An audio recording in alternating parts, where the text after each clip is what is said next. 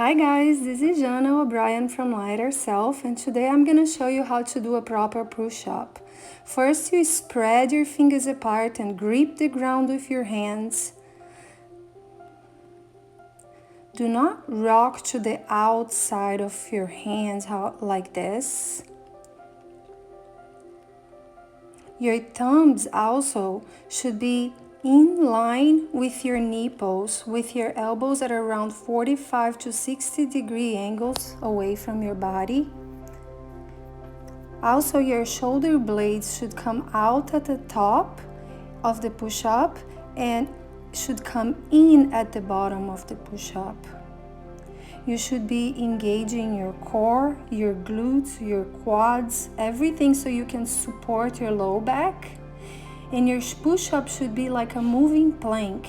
You do not sink your hips or keep them too high. Your shoulders, your hips, and your knees should be aligned, moving up and down as you're doing the push-up.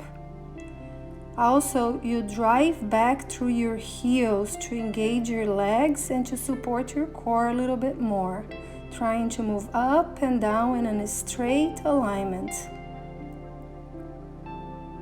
Just like that.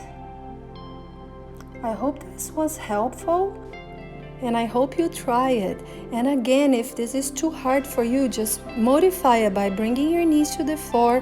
You're still tucking your tailbone in, engaging your core and keeping this straight alignment between your shoulders, hips, and knee.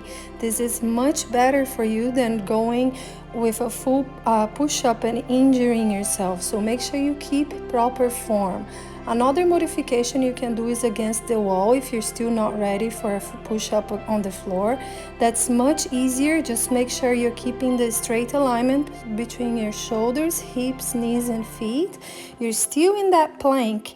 And if you want a little stronger, a little harder, move farther away from the wall, but keep the plank.